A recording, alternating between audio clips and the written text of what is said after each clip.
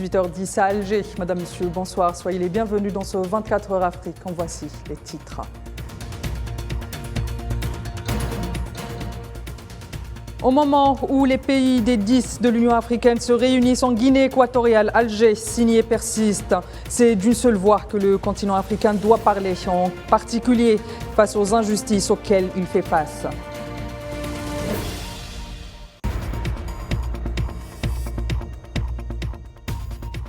Au Maroc, Aziz Akhnouch, une nouvelle fois rattrapé dans le cadre d'une affaire de pratiques anticoncurrentielles liées à sa société.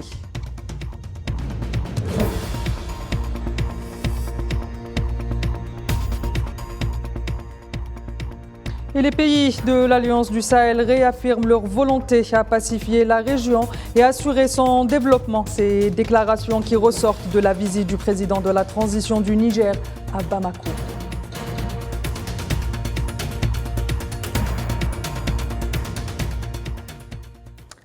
La tragédie que vit le peuple palestinien s'aggrave en raison de l'incapacité du système international global à dissuader l'occupationniste de ses crimes. Une défaillance soulevée ce vendredi par le président algérien Abdelmadjid Tebboune dans un discours lu en son nom par le ministre des Affaires étrangères Ahmed Attaf. C'était lors du 5e sommet des groupes des 10 de l'Union africaine en Guinée équatoriale.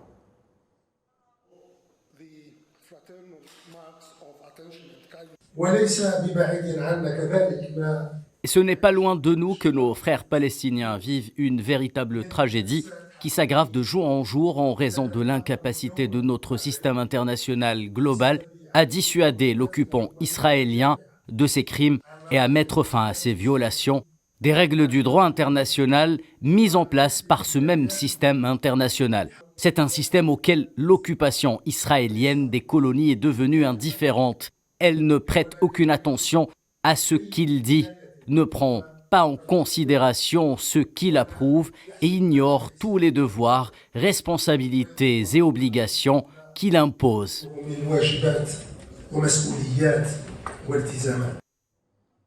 Et toujours dans le cadre de ses travaux et par la voix de son chef de la diplomatie, l'Algérie réitère la nécessité de revoir les systèmes de sécurité collectifs et à sa tête le Conseil de sécurité avant d'exhorter les pays africains à se réengager dans la position commune du continent pour peser dans le processus de la promotion d'un système multilatéral sain fondé sur les principes de la Charte des Nations Unies. Les détails avec Kherdine Batache. L'Afrique doit parler d'une seule voix.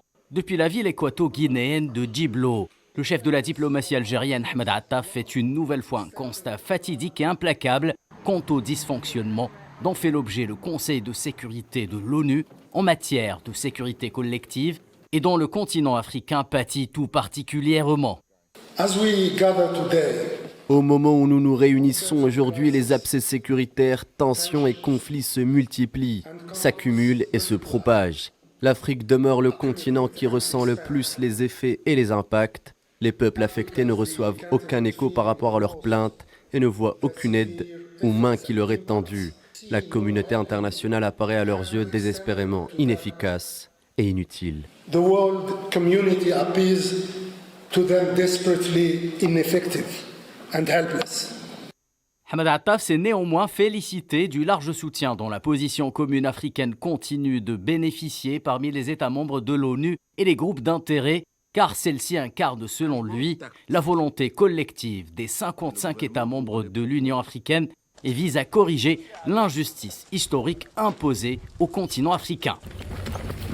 Face à un système de sécurité mondial paralysé, le chef de la diplomatie algérienne a assuré que l'Afrique est prête à apporter sa juste part à l'effort collectif visant à faire face à cette situation mondiale malheureuse avec engagement, résolution et dévouement. Cela s'applique à la réforme du Conseil de sécurité de l'ONU, seule manière permettant d'éviter que la situation ne se détériore davantage et ne devienne incontrôlable. Attaf a par ailleurs mis en garde contre toute tentative visant à mettre à ce processus un terme prématuré ou contre toute approche fragmentaire qui exacerberait encore les difficultés dont souffre actuellement le Conseil de sécurité, organe suprême des Nations Unies.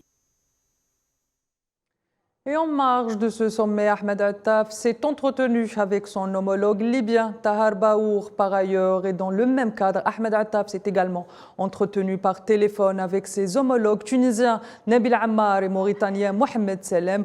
Ould Merzouk a indiqué un communiqué du ministère précisant ces entretiens s'inscrivent dans le cadre des traditions de concertation et de coordination sur les questions d'intérêt commun et ont été consacrés à un échange de points de vue sur la réunion ministérielle de l'Union pour la Méditerranée prévue fin novembre en Espagne. Avant d'ajouter, il ressort de ces entretiens une concordance des positions des pays frères concernant cette réunion qui se tient alors que l'agression sioniste abjecte se poursuit contre les Palestiniens dans les territoires palestiniens occupés, notamment dans la bande de Gaza assiégée.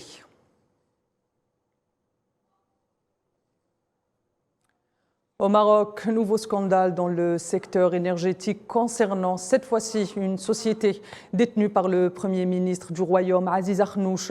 Selon un communiqué publié jeudi par le Conseil de la concurrence, 9 sociétés pétrolières, parmi lesquelles le français Total Energy, doivent payer l'équivalent de plus de 165 millions d'euros d'amende pour pratiques anticoncurrentielles sur le marché de la distribution des hydrocarbures au Maroc.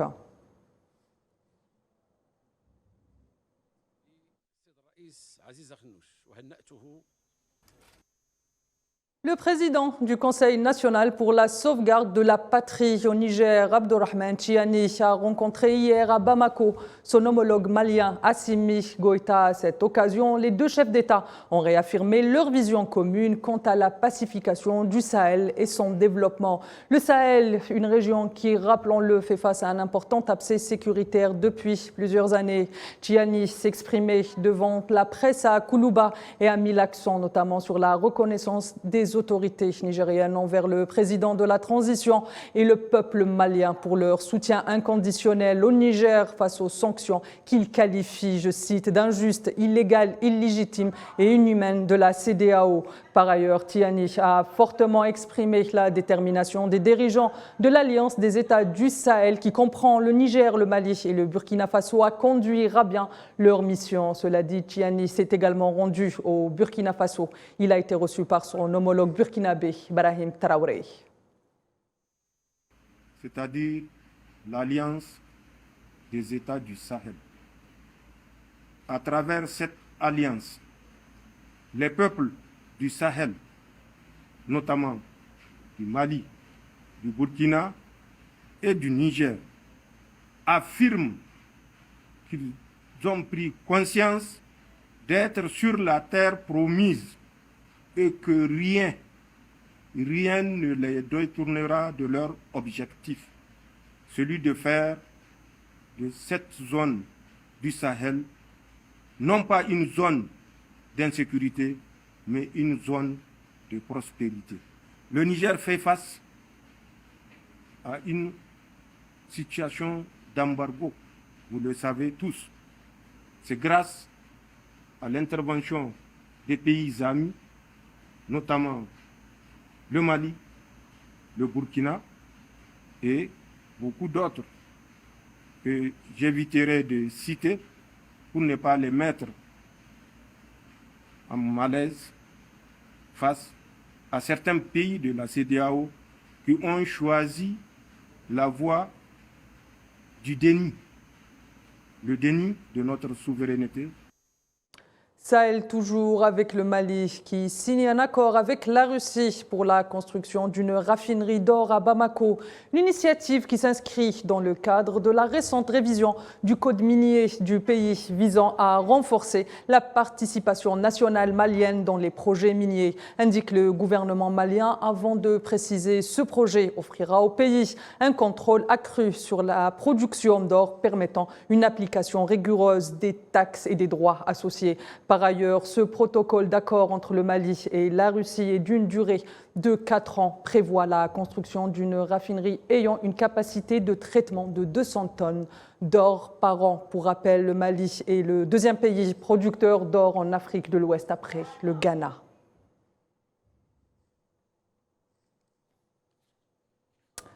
5 milliards de dollars est le montant des échanges commerciaux entre les pays du marché commun de l'Afrique orientale et australe avec l'Égypte pour l'année 2022, a indiqué l'Agence centrale égyptienne pour la mobilisation publique et les statistiques. Précisons que les échanges commerciaux entre l'Égypte et les pays de la région ont atteint les 5,4 milliards de dollars en 2022 contre 4,3 milliards de dollars en 2021. Pour rappel, le marché commun de l'Afrique orientale et australe, COMESA, est une communauté économique régionale en Afrique avec 21 pays membres, s'étalant de la Tunisie à l'Eswatini.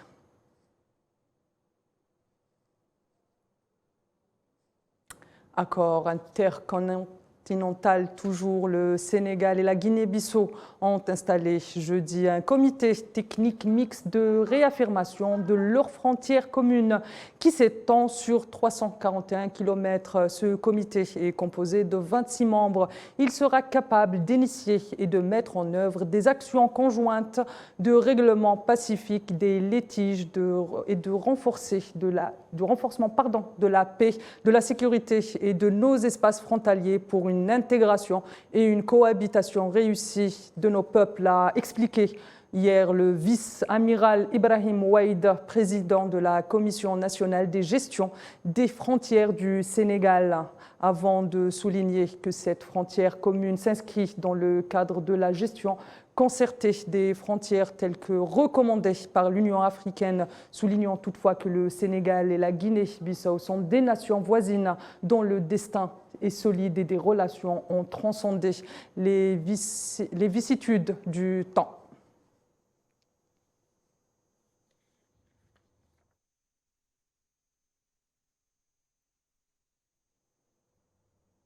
Et au Kenya, les inondations continuent à faire des dégâts. Des centaines d'habitations de Garsen dans la région du sud-est du pays ont été forcées de quitter leur maison après que des pluies diluviennes ont fait déborder la rivière Tana, inondant les villages environnants. De fortes pluies liées au phénomène El Niño, suivies d'inondations soudaines, ont submergé donc des villes en Afrique de l'Est, laissant des centaines de milliers de personnes sans abri. Au Kenya, le bilan de ces inondations s'élève à 71 morts, selon les derniers chiffres de l'opération nationale de catastrophe. Nous craignons que nos enfants ne se noient dans les inondations car les sentiers du village ont été emportés par les eaux. Il y a de l'eau partout et nous nous sommes retrouvés coincés avec nos animaux alors que nous avons couru ici avec les enfants, là où c'est plus sûr. Au Soudan du Sud et en vue des élections prévues en 2024, l'ONU plaide pour un scrutin libre et transparent. Tous les partis politiques au Soudan du Sud doivent pouvoir faire campagne librement, a exhorté donc jeudi l'envoyé spécial des Nations Unies dans le pays. S'adressant aux journalistes à Juba, la capitale du Soudan du Sud, Nicolas Hayson a indiqué que le processus électoral devait bénéficier de l'adhésion et du soutien total des Sud-Soudanais, en particulier dans le cas d'un pays sortant d'un conflit qui divise. Par ailleurs, le chef de la MINUS met en garde contre la tentation d'action unilatérale qui saperait la confiance nécessaire entre toutes les parties prenantes. Pour rappel, ce scrutin premier depuis l'indépendance du pays en 2011 a été à plusieurs reprises reporté. Aux Comores, Azali Assoumani, candidat à sa propre succession à la magistrature suprême du pays. Les médias du pays ont indiqué que la Cour suprême des Comores a approuvé hier jeudi le projet du président sortant, Azali Assoumani, de briguer un nouveau mandat lors du scrutin prévu le 14 janvier prochain. Madame, Monsieur, c'est la fin de ce 24 heures Afrique. Je vous donne rendez-vous la semaine prochaine. D'ici là, prenez soin de vous et de vos proches. Et l'info continue sur l'ensemble de nos plateformes digitales. Excellente soirée.